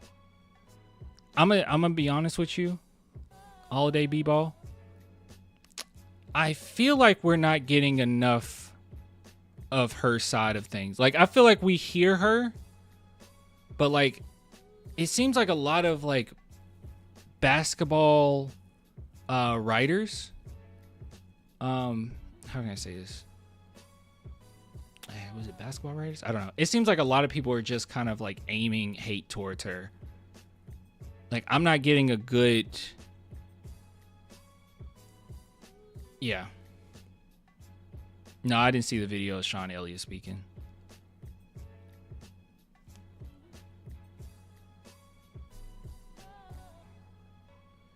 What is it? What movie? Weapons. Sorry. Weapons. This film. This movie. It deserves the high praise. Oh my goodness, that is not what I meant.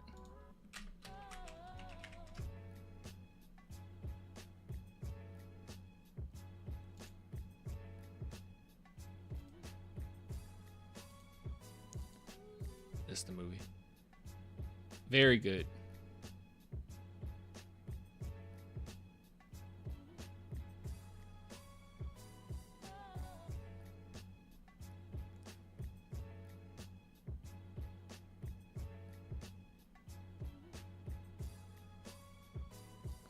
What's funny to look at is how the generic investigator for the people shows changed.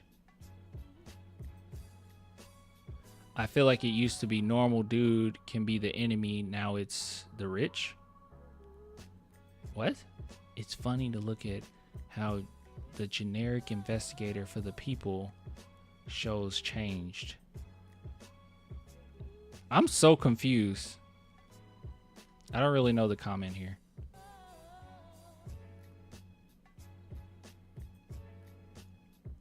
The system as a whole, I don't know if we're talking about politics. The system as a whole is an issue. So, yeah, I don't know.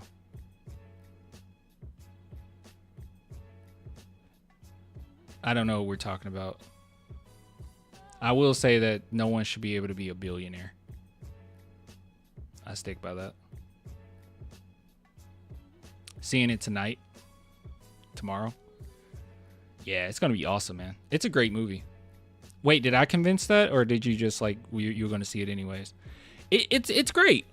It's great.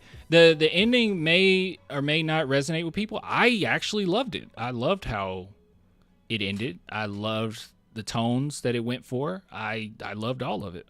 I thought it did all of it well. Is that a horror flick? Yeah, it's a horror movie. I would say it's a horror / like a little bit of a comedy at times, a little bit of a drama. All right, there's a little tea in it. Yeah, a little bit of a drama.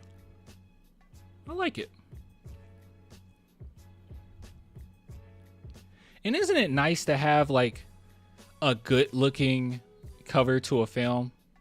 We don't get too many good like covers anymore, man. This is a good movie poster. It looks good. It feels like a Stephen King novel. This movie feels like a Stephen King novel. Kids involved, a little supernatural, small town. It feels like a Stephen King book. I saw 28 Years Later, but it wasn't all that. Yeah, I haven't seen it. I seen 28 Days Later. I never seen 28 Months or Years Later. So dope cover. It is. It's a good cover. It's a good movie, man. If this tells you anything, my mom hates horror films, right? At least she claims to hate horror films. I got her to go see this. She liked it.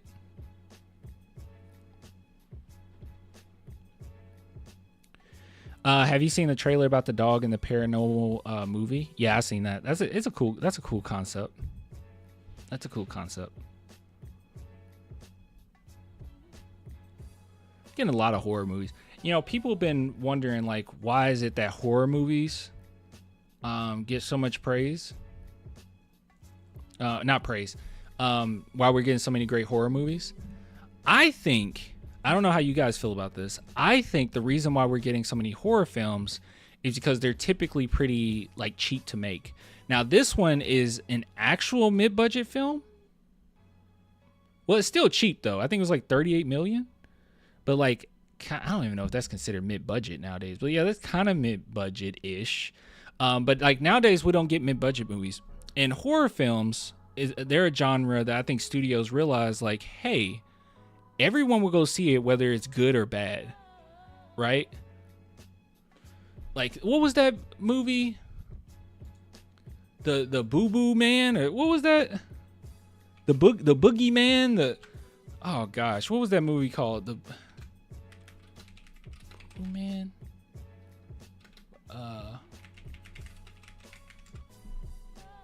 the Bye Man.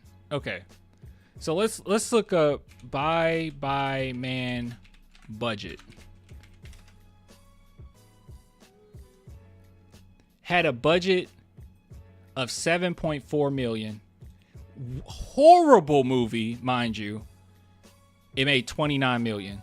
So if this were to be a mid-budget film, then it wouldn't have hit that, right? So here's the thing. I think what happened was a lot of movies nowadays, you're either like $200 million budget, $100-something million budget, or you're made on like $10 and some change, right? And I think that movie studios are comfortable taking risk on horror films because you'll make the money back the first weekend. Because some kids are going to be like, because it's PG-13, they knew what they were doing. Some kids will be like, hey, the Bye-Bye Man, let's go see it. I want to use jump scares, right? Let me take my date to see this, you know? And boom, you just made your money back. Whereas with mid-budget films, it's a bigger risk. It's a bigger risk than even $100+ million for a film. Because with those films, you know, you have enough like marketing behind it. You have like, it's tied to some superhero more than likely, and you can make a boatload of money, right? Like you want to make $1 billion off of it. So it's just like kind of ugly right now with that. Like you don't get any mid budgets anymore. And back in the day, I think the reason why we got so many like great comedies, and this is another reason why I don't think we get comedies anymore, but the reason why you got great comedies because they were, you know, mid budget films, and you got the competent enough comedians and popular comedians to make that movie work, even if the concept wasn't that great. Like the Naked Gun movie, I think is a mid-budget movie. It has to be. Like you got, I haven't even seen it yet. I need to see it. But you have like Liam Neeson in it, right? I spelled that horribly. Look at this. $42 million budget. $42 million budget. That's a mid-budget film. Because to make a comedy, you need some type of recognizable face, more than likely. Sometimes you don't. But yeah, you want to bank on that. You got Liam Neeson. He probably took most of that money. And then boom. But it's a risk. Does your mom like Get Out? She loves Get Out. Yeah, we went to the theaters together to see Get Out. Scary Movie 6, 8, I think. Coming out spring 26. Waynes are back. So excited.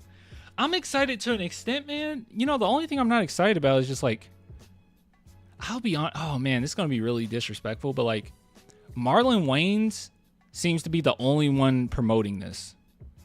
And I understand he's like the most popular out of the group, right? Like Sean, he's been MIA, you know, obviously, was it Regina Hall and Anna Faris? Is that their names? We haven't seen a lot of them. So, but yeah. You know what I'm saying? And it's like with him, he's not like the best person when it comes to comedy. Has it been announced whether or not Kenan Thompson is writing? Because that's what would make me excited. Is Kenan Thompson writing it? He is the youngest though, so it makes sense. Catering to the young, but I mean, he's the youngest, but he's like 40 something, right? I mean, I just don't think Marlon. I think he's just the most popular. I like Marlon Wayans. He's 53. I like Marlon Wayans. I do. I can't believe he's 53.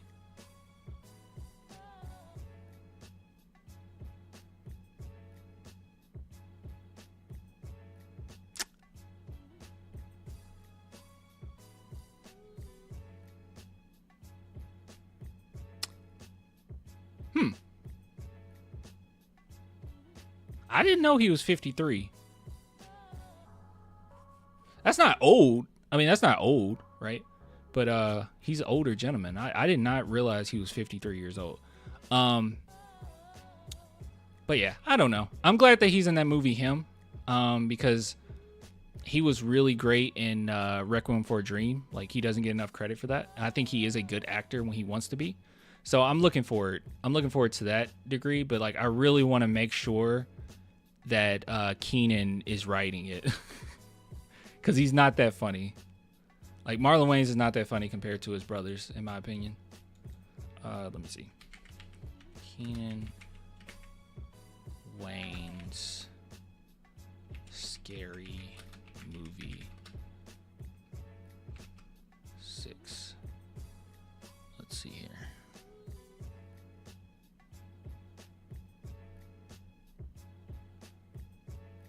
It's going to be so nice to see Regina Hall and Anna Faris. They're so funny, bro. Anna Faris is so funny, bro. 48. How old is Regina Hall? 54. So she's the same age as... It's crazy it's been that long, bro. It's been 25 years, y'all.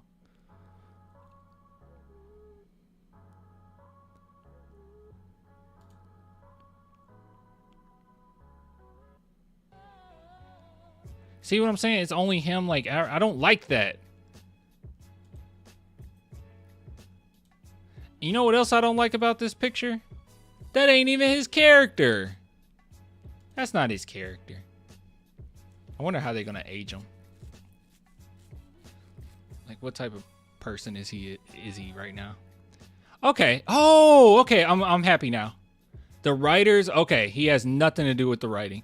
The writers are Rick Alvarez, Kenan, and Marlon. I think those are the funniest.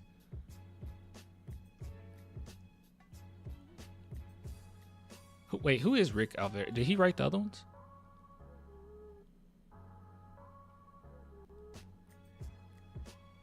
Producer. So he produced... Okay, you've been working close to... Marlon, oh God.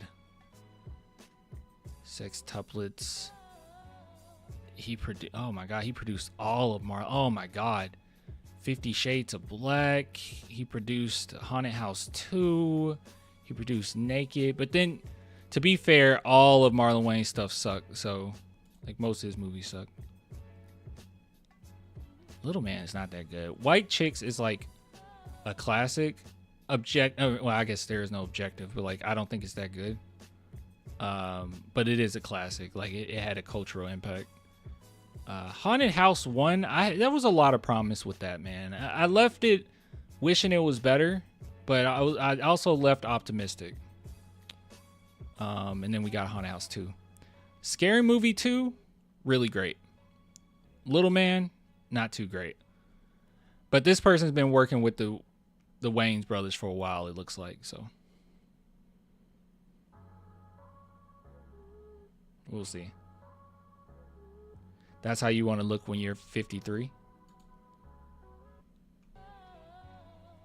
Shoot, you talking about Marlon, bro? Look at Anna Faris. She looks beautiful. Hold on.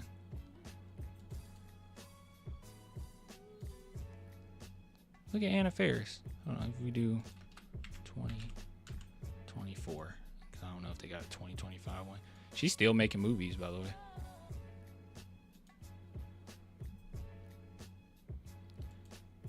It's crazy how you look when you're like a decent person. Because Anna Faris seems like a pretty decent person. It's crazy. It's crazy how you can look pretty good if you're just a decent person.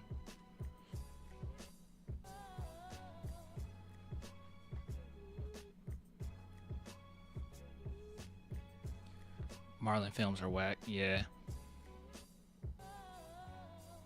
Damon and Kim are the best stand-up comics of the family, though.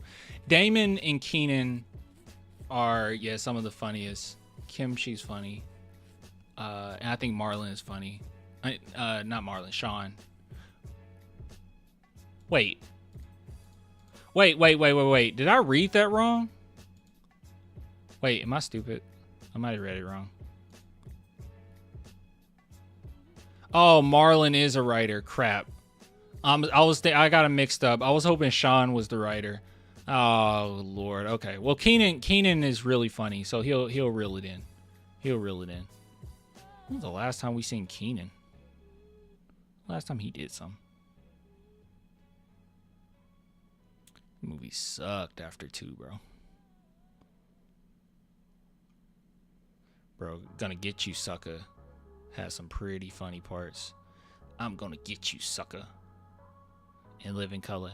In Living Color. The Last OG. Never seen that. It was written by him. Is this good? Wait, Jordan Peele created this?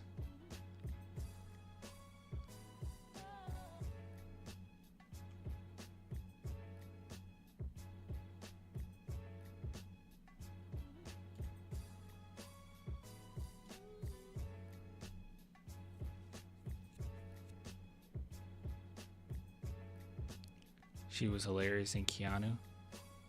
Oh, I need to rewatch it. Directors, writers. Okay, oh no, he's credited for writing 8 episodes. There's 40 episodes of this? The Last OG. Is it good? It came on TBS one night. I saw bits of it, kind of funny. Huh. Hey, shout out to Tracy Morgan for getting work, man. He could have easily been one of those like comedians who, you know, had his time and just didn't really get another chance. This is not that long ago. 2018 and 2021. Tracy Morgan's pretty funny. He's not like my favorite comedian. He's like a few tiers down of my favorites, but what we really need is a Cat Williams show. He is like the most underrated, and it's because he doesn't play the game, right? Like, I don't mean to be conspiracy theorist, but he just doesn't. Like, he doesn't play by the rules, right? Like, he just says what's on his mind. He doesn't, you know, kiss butt. And that's unfortunate. Well, that's not unfortunate. I mean, he has his character, but like, I wish we got more Cat Williams because he's so funny. I was watching First Sunday. Movie sucks so bad, but he will make the weakest of lines funny. He is so funny. He's just that good of a comedian. Yes, Kat and Chris Rock Tucker. Yeah, both of them just so great. They can take like the weakest of scripts and make it funny. When does Unc age start? I don't know. I think 30 because I hit 30 and then people call me Unc, so I don't know. Eventually it'll start when you're 25. Yeah, Ice Cube had a bum movie First Sunday. First Sunday sucks. First Sunday sucks so bad. But Cat Williams is funny. We really need him to have his own show. He's great in Atlanta. He's like the best part of Atlanta. Well, he's not the best part of Atlanta because Atlanta's just great, period. But he's great in Atlanta. He's like, that episode is like hilarious with Cat Williams. He is so funny.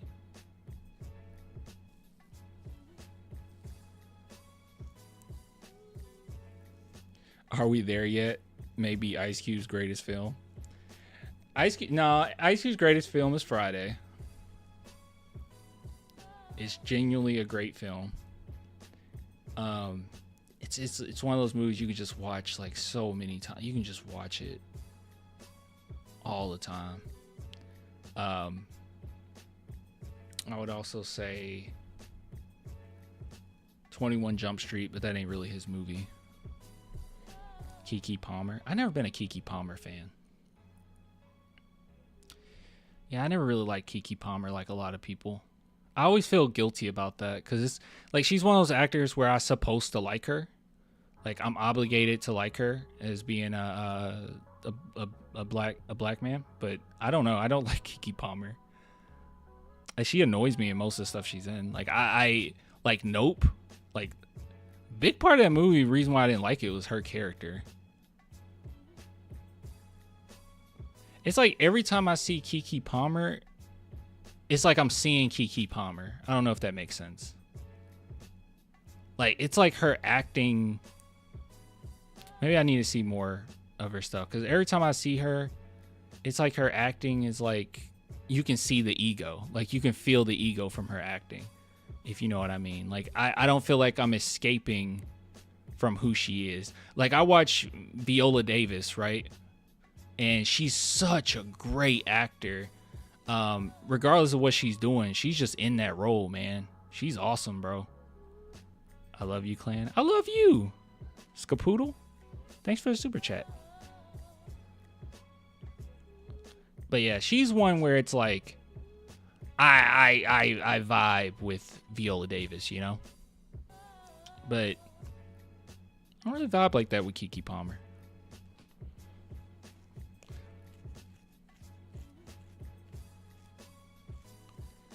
Rosario Dawson, yes, has the same face demeanor in all films. Yeah, it's just the same. Yeah, which is okay.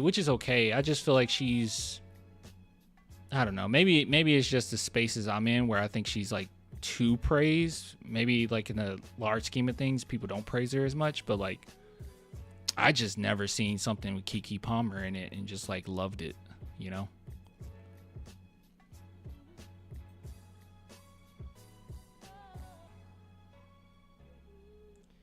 Oh, she's playing Rogue in the new X-Men movie? Yeah, I don't know, man. She doesn't disappear in roles. It always just feel like it's Keke Palmer. And she's not like Keanu Reeves here, where that's kind of the point. Like, she's playing different roles. It's just none of it resonates with me. She cosplayed as Rogue and now say she should be Rogue from X-Men. Oh, okay, that's pretty terrible. Yeah. Anyways, yeah, this scary movie, I'm excited about it. You know what? I'm as excited as I could be, honestly. Like, it's been bad for so long. I hope it's not called Scary Movie 6. Because I don't want people to go and watch. I wish it was just called Scary Movie 3.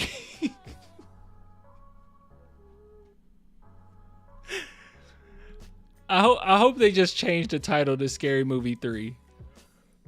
I don't want people to say Scary Movie 6. Oh, well, I should watch 1 through 5.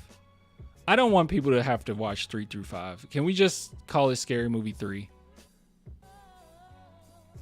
Or, I don't know, call it something else. Just call it The Scary Movie or Scary Movie 2.5 or something. Like, it can't be Scary Movie 6. You got to change that title. I hope this is a working title. We can't have a Scary Movie 6 when 3, 4, and 5 is that bad. But I guarantee you it's going to be pretty meta. This seems like a really young guy. What did he make? Oh, God. Oh, God. He was the director of everything that's horrible. He was the director of Sextuplets, Naked, 50 Shades of Black, A Haunted House 2. Okay. Well, direction might not matter as much. All right. We have Keenan. Okay. And we got a lot of talent. Anna Faris is very funny. We got Keenan.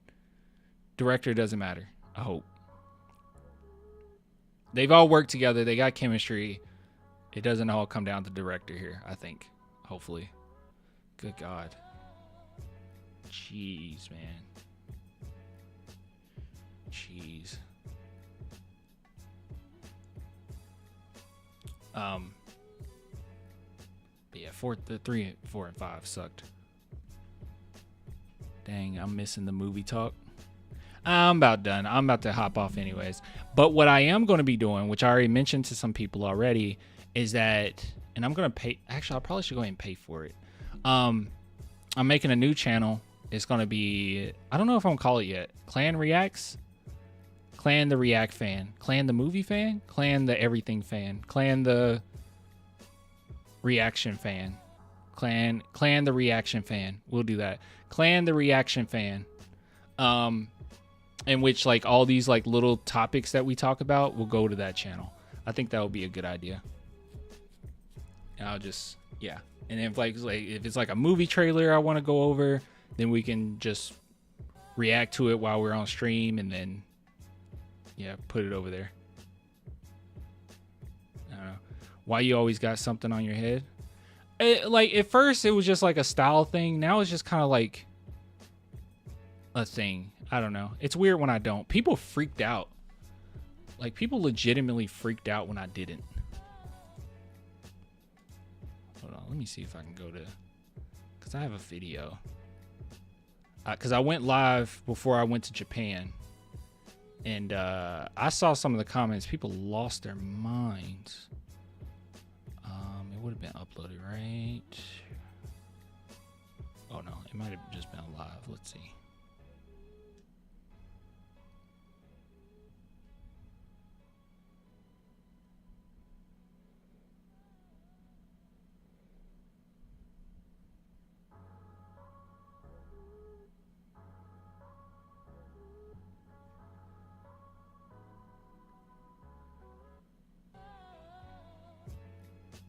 Oh, wait, when was it?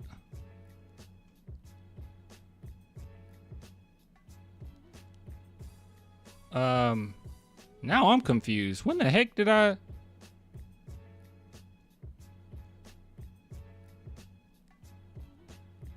Oh, wait, is it this one? No, I wasn't live that long. Dude, how long was I live that day? Where's that video? I am so lost. Oh, thanks for the super chat. Here's the Clan the React fan chain. John. Salute, go Spurs go. We're winning the chip. 81-1 season incoming. Love. Hey, 81-1. Winning the chip. I don't know if I go that far, but we seen them braids. Yeah, I was trying to find the freaking video. I don't know. I wasn't live that long. So I'm a little confused on where it even is. Because the draft happened. The draft happened before I left. See, it's like finally back from Japan. Live stream before Japan trip. Finally back from Japan. That's crazy. It looked like it's just gone. Did it upload? Bro, you was at the airport and didn't want to go live? Oh! Oh, I didn't go live? Oh, okay. I thought I went live. All right. So it was,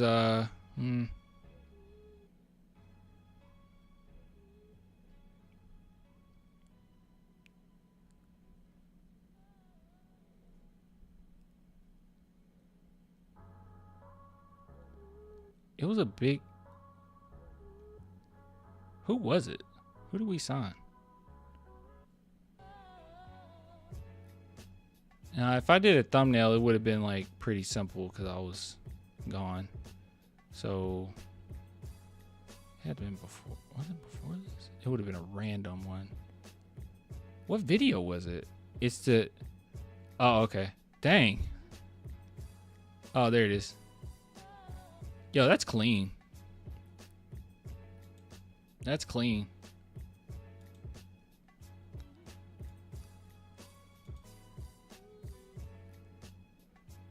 It looked pretty rough. I should have had a camera. But yeah, I got the braids out now. Now my hair is just a big fro.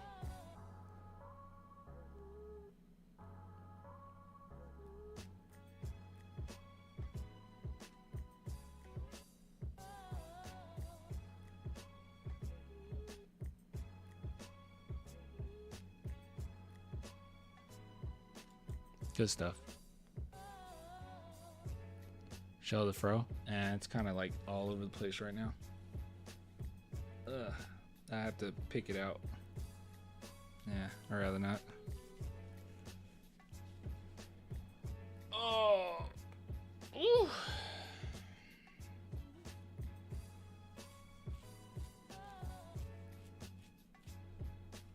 But yeah.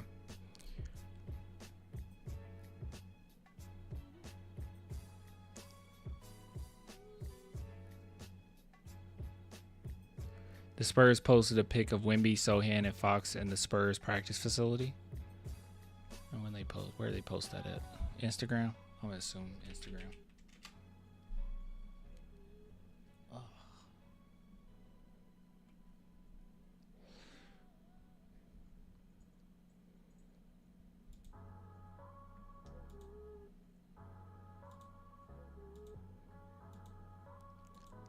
They posted everybody. Dude, we got a really good team. Look at the amount of depth. Superstar. Elite defender. Star. Actually, De'Aaron Fox should be considered a superstar, right? Would you consider him a superstar? Gonna be a star. Who is this? I don't know my team. Who is that? Because that looked like Benedict Mathurin from the back. Who is that? Is that Garcia? That's not Garcia, is it? Castle, Vassell, Carter Bryant, Keldon. I wonder how Carter did on him. Minix. Ingram?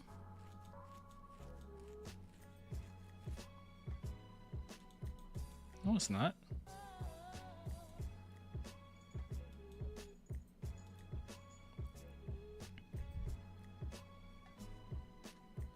That is not Ingram. Ooh. We got a squad. We really do. All right, guys, I'm hopping off. You can see me yawning. That's 2 hours. I was going to do it for just an hour. So I appreciate Lindy Water. No, that's not Lindy Water. And an evil genius coach. Hey, that's what they call him. He's like an evil genius. Isn't that what who called him that? Eric Spoelstra called him that, right? All right, everyone have a good night. I appreciate the super chats. I really do appreciate it. We'll go live again. What's today? Thursday? We'll go again Saturday. All right. And Labor Day next week. Is Labor Day next? Wait. When is Labor Day?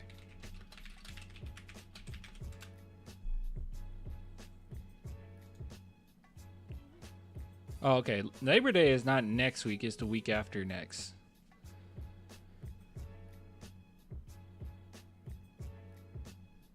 Do I have off on Labor Day? I hope so. I have off on Labor Day. Next weekend. Yeah. That's what I thought. I was like, Labor Day isn't coming up, but it's the weekend after. That's going to be nice. That is going to be nice. That's going to be a nice weekend. I'm excited about that. There's a day for everything. There's Women's Equality Day is on the 26th apparently. So watch out for that. What all holidays do we have in September? We have Labor Day, International Literacy Day, Patriot Day, International Day of Democracy. I don't even know what that is. Air Force Birthday, International Day of Peace. We should be off for all these days. Hobbit Day, we should be off for it. World Maritime Day?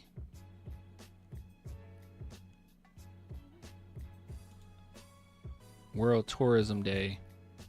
World Heart Day. International Translation Day. International Coffee Day? Okay. We should be out for all those days. Women's equality is 365. If you ask my wife, that's beautiful. Hopefully you get a men's equality day every day too, man.